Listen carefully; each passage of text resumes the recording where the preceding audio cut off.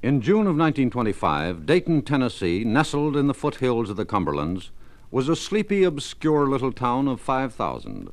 But by mid-July, it was a gaudy midway of lemonade stands, souvenir hawkers, telegraph sending stations, and had swollen to 3 times its normal size.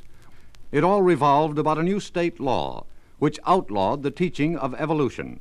Be it enacted by the General Assembly of the State of Tennessee that it shall be unlawful to teach any theory that denies the story of the divine creation of man, and to teach instead that man has descended from a lower order of animals.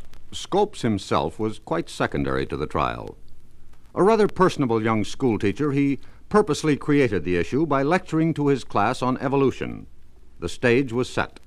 Scopes was arrested, indicted, and brought to trial. Then to Dayton came the 2 real protagonists. To prosecute, elder statesman, 3-time presidential candidate, William Jennings Bryan. I am here to protect the Word of God from the greatest atheist and agnostic in the United States. For the defense, the highly successful criminal lawyer, Clarence Darrow.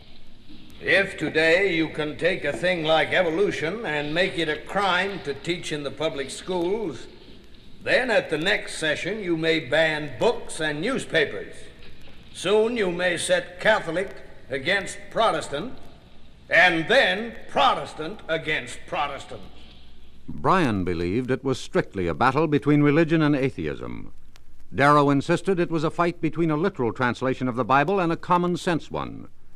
There were many supporters from all faiths on both sides.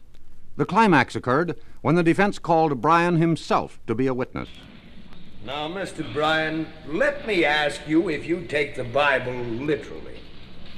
For example, do you really believe that Jonah was swallowed by a whale?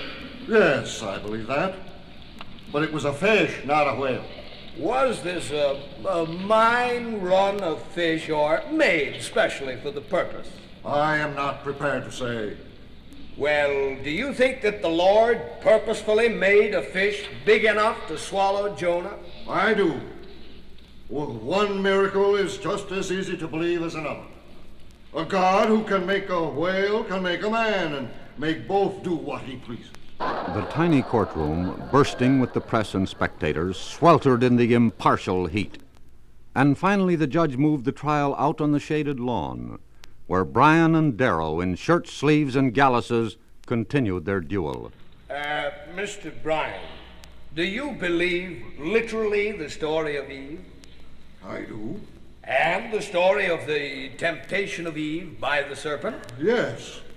And that God made the serpent crawl on his belly for eternity because of his participation in the temptation? That is my belief. And how, sir, do you suppose that the snake got along before that? Your Honor, may I say that the only reason Mr. Darrow has in being here is to slur at the Bible.